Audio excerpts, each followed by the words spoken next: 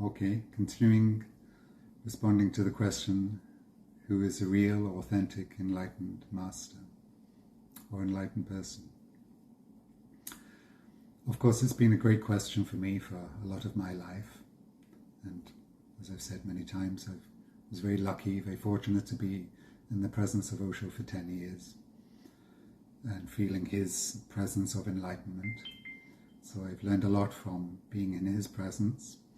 Unfortunately, I've never found another master quite the same. There was, after Osho left, of course Osho left us too early. I was only 10 years with him.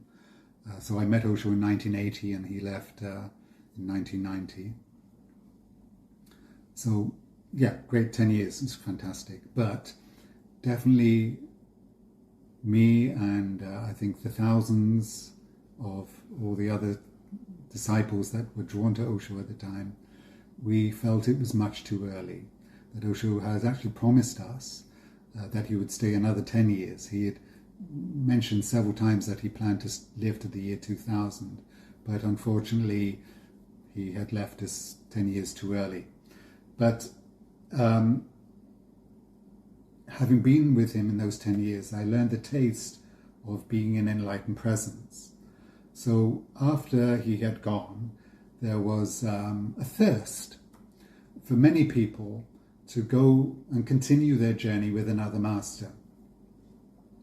And I remember that one time I heard audio tape of Papaji, Punjaji, and some part inside me like recognized, oh, yeah, he's enlightened.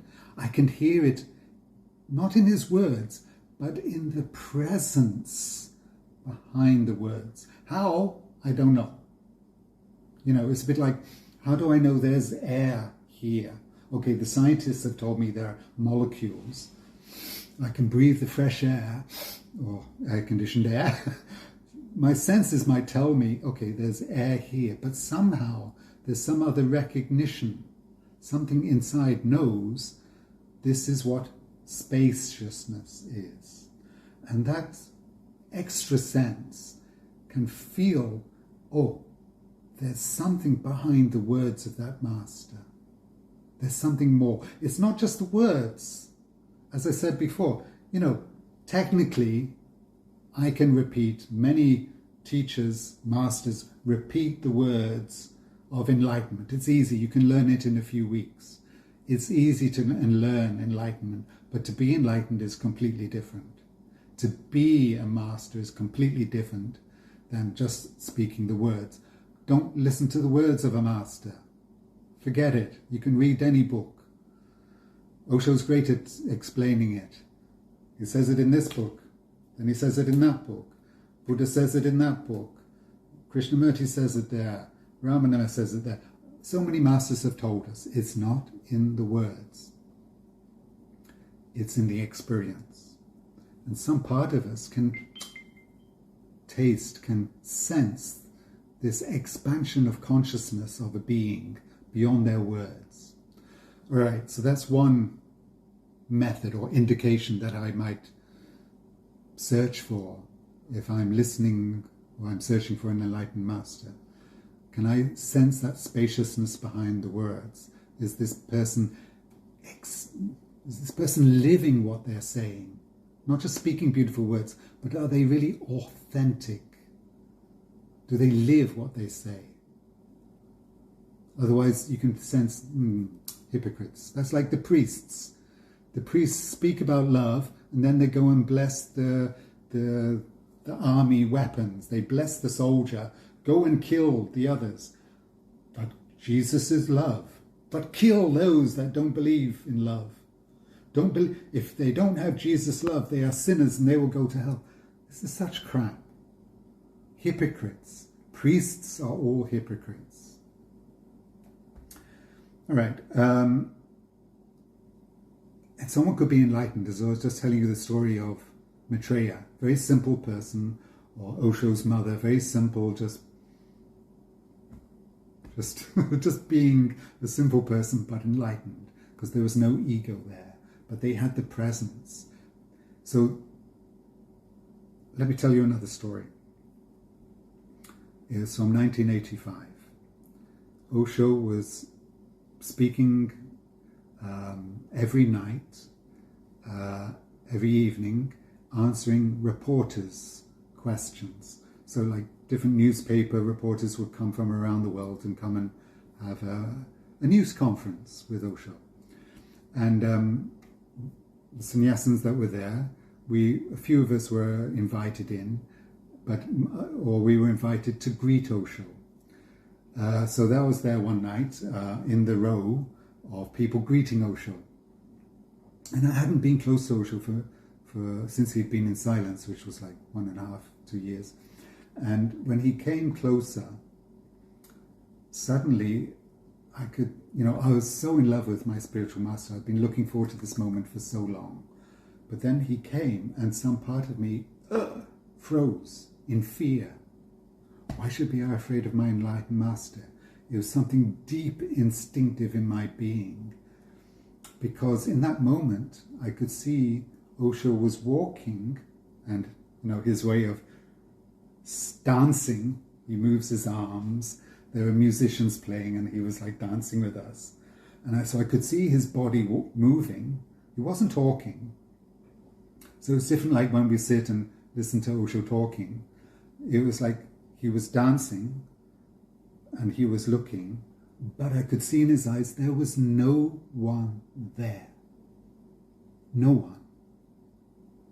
Now when you look in my eyes, you can see, oh, there's someone here. There's a personality or maybe an individuality. There is someone. Okay? When you look in the eyes of an enlightened master, there is no one. But he's alive at the same moment. So I became afraid in that moment. So deep fear from deep inside, I didn't know where. Because it was like I was looking into the eyes of a dead person, walking and dancing. Osho was dead, but he was alive. I was in shock. But afterwards it became a great moment for me. It's a great important moment in my discipleship. Because at that moment I could have run away. But actually part of me longed to be so close to him that, then I was lucky a couple of years later I was close to him again and he answered some question of mine, and he indicated that I've observed something, I've understood something very important. So that was like a vindication to me that I had passed through this challenge in my discipleship. That brings up another question about masters and disciples. But let me continue about how to know what are the indications of a real enlightened master. The simple one I'm trying to say is, the simplest, if possible, for you to try is if you hear of an enlightened master, just go. Don't listen to the words, but sit in their presence. Sense the presence. Now, try to be observant of your own expectations. Try to forget your expectations. Try to forget your projections, your illusions. Oh, this is a great master. Try to forget everything and just sit in meditation. Of course, before, this presumes that you must have some experience of meditation, all right? So, whichever method you use, whether it's sitting silently, Kundalini dynamic, doesn't matter. Just try some meditation of just being totally in yourself, in silence, not sleeping, not lost in your thoughts, but just being present. And it's not easy. I know. It's not easy just to be present all the time. So easy to get lost in thoughts. But if you go to the presence of a real master, when you go in your meditation, meditation is much easier. It's like your eyes are closed, but someone's switched on the light. It's like you feel an expansion of love. You feel an expansion of consciousness. You feel, oh my God, I'm enlightened myself, right? Osho actually, he did energy transmission. That was one of the ways Osho was trying to work with us when he was alive and he had disciples sitting at his feet. every 3 months, he would do an energy transmission. He would use his thumb, press against the third eye, and transmit his energy from the master to the disciple. And I experienced it 3 times. Amazing. My God. Wow. Drugs are nothing. The energy transmission of an enlightened master is wow. And I walked out of these energy transmissions. They were called energy darshans. And I felt I was Osho, Bhagwan at that time. But I felt, oh, I am. And it's just a beautiful experience of benediction, blessings. You feel you are God. This is, it was like he transmitted his light. But it wasn't mine. It was just a little taste. Just a little taste that then, it was like, oh my God, 3 more months I have to wait. Oh, it's too long. But that was the way Osho was working in those days, in Pune 1 days. Then later, after the American period, when we went back to Pune the second time, then he started working in a different way. He didn't do personal transmissions anymore, but he started to speak much slower. And it was like he was doing an energy transmission to all of us at the same time. So this, unfortunately, what to do? Osho's gone. His physical presence is not here. I did feel his presence for some years, for another 10 years at least, very, very strongly in Pune, in his samadhi, where his mausoleum is, where his ashes were stored. For at least 10 years I felt the same energy, maybe even bigger, even more expanded. So I loved to go to Pune as much as I could and sit in meditation in that room in the samadhi and feel that presence of enlightenment again. And meditation was so easy. Just sit there and boom. Wow. And it's like I could feel Osho's vibration hitting my heart, vibrating my third eye, which was very common when Osho was alive and sitting in discourse. I could feel Osho come in. Sometimes I would play a game with myself because there's music playing, so I couldn't hear when Osho was coming. But I would close my eyes so I couldn't see him coming, but I could feel, how can I sense when Osho is here? And it's like, imagine you're sunbathing, all right? Your eyes are closed and the sun is behind a cloud, but then the cloud moves away and then boom, you can feel the sun. You can feel it. Perhaps you can see it even behind your eyes, closed eyelids. You can still feel the more brightness. But I could feel it when Osho came. It was just like, oh, he's here. Then I would open my eyes. Yeah, he's here.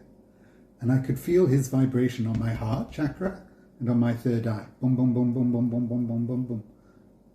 But after Osho had left, his body is not here anymore, I could still feel this vibration sometimes, 4th chakra, 6th chakra, but also 7th and 8th chakras above the top of the head. Dum, dum, dum, dum, dum, dum. Maybe not as fast, but it was so amazing. Those few years after Osho had left, this room, now they call it Trungsa Auditorium, it used to be called, Samadhi is what we called it, where Osho's ashes were kept. I don't know if they're still there because the energy is completely gone. It's a beautiful room, but I think they've taken away the ashes. That's another story. But when I go there, I don't feel it now. But in those first few years after Osho had gone, it's wow. I was like, I had to go into the Samadhi so many times as I could a day, just to be in Osho's presence. Not physical presence, but his auric, his energy was still there.